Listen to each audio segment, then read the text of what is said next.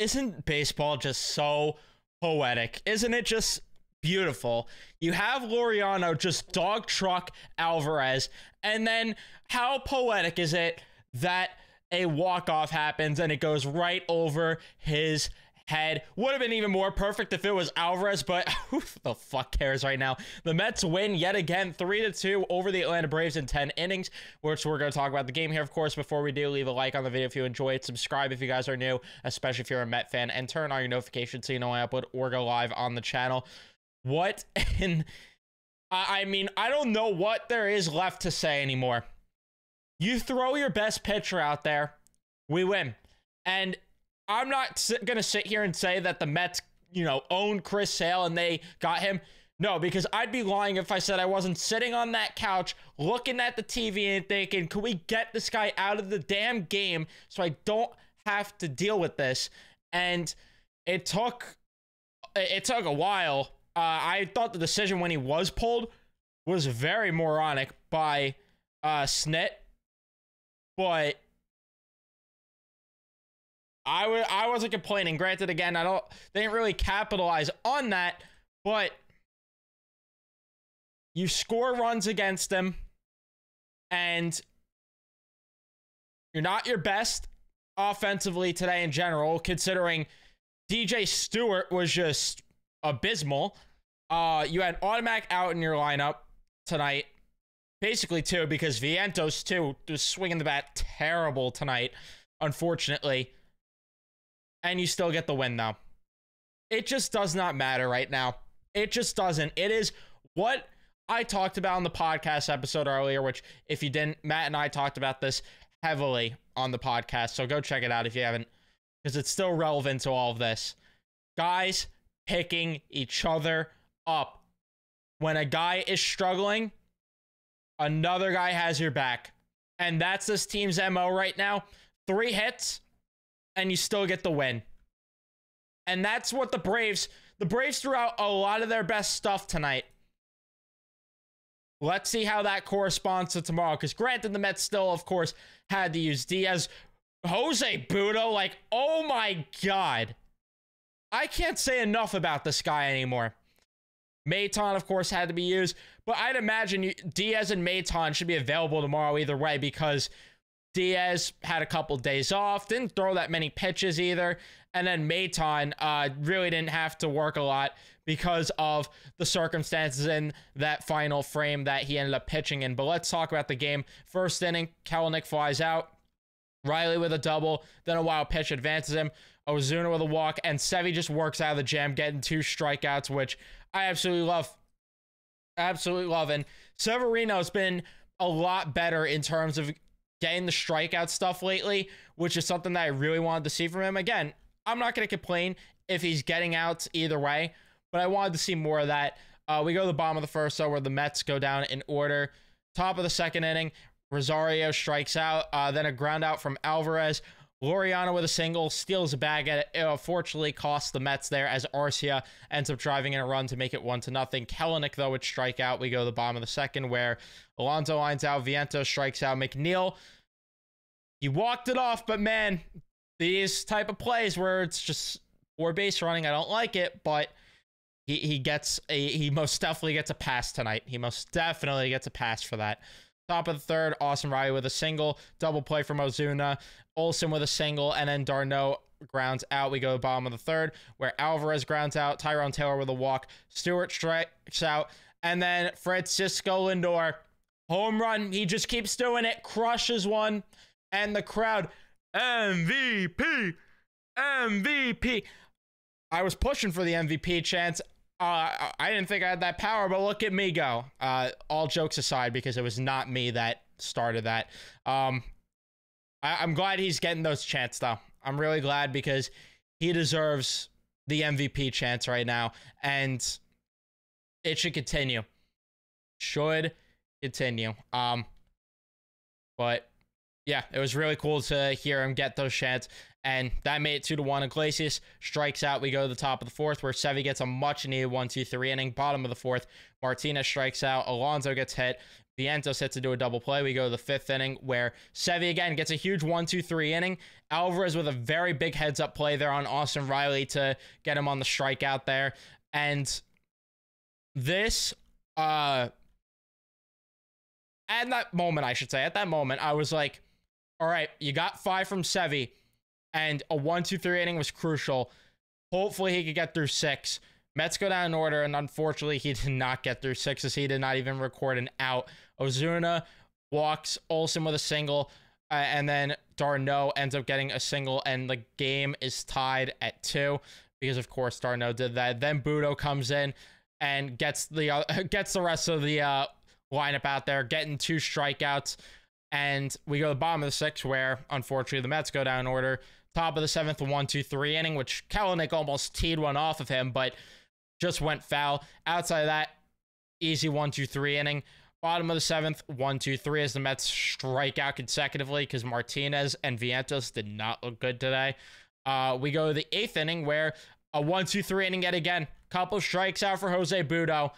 And my thought when he went out there for the 8th, because I'm not normal and I just always have to think deep about sports in general.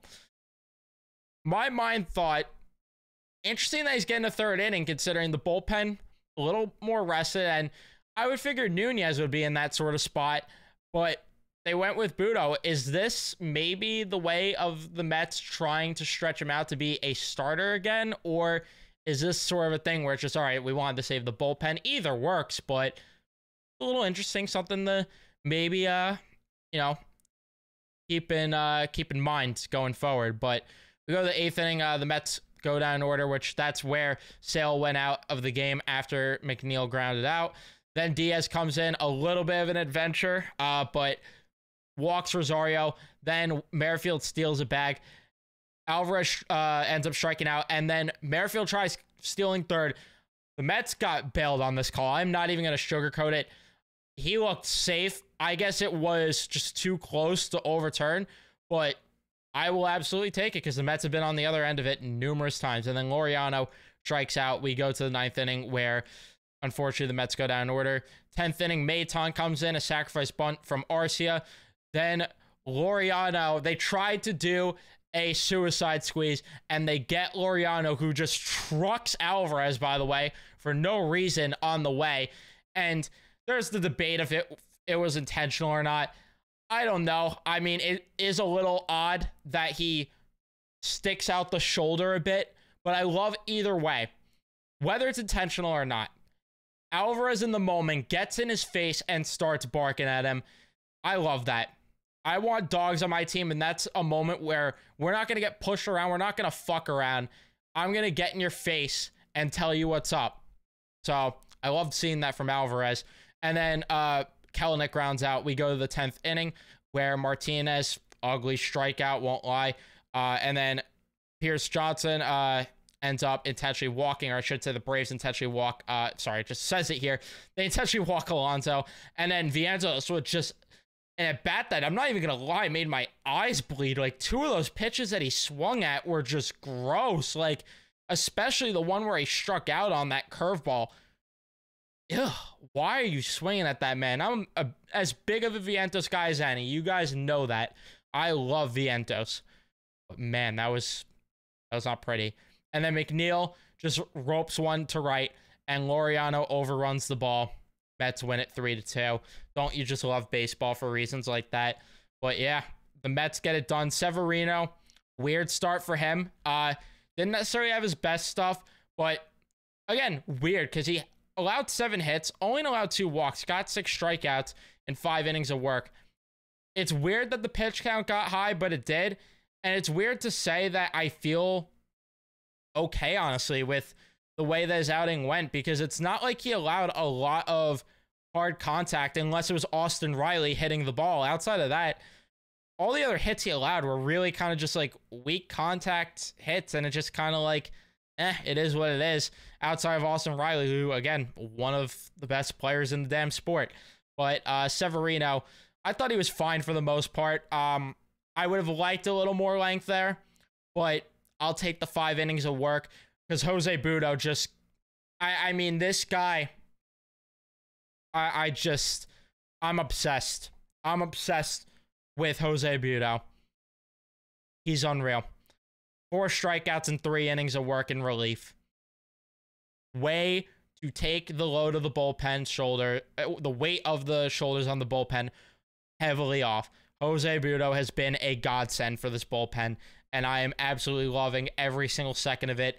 Diaz, thought he was fine, honestly. Like, I know that there was a little bit of shakiness there, but I thought for the most part, I mean, he was pretty fine, especially when he got that strikeout there. I don't know. I liked it. I liked seeing that. And then Maton. Loved what we got from Maton. So, and you saved Nunez for tomorrow. And I don't know if it's a thing that he's out of the circle of trust or what, or they felt he's overworked, but it was interesting to not see him in the game here tonight at all. I thought for sure he was going to get that spot where Maton was in, but maybe you want to save Nunez. Maybe that's the thought process. I don't know. But regardless, you have him for tomorrow now. And, you know, another thing that was like a little interesting to me, decision-wise, was when DJ Stewart came up in the 9th, why Nimmo didn't pitch hit there. I thought that was a bit bizarre, considering the offense wasn't really...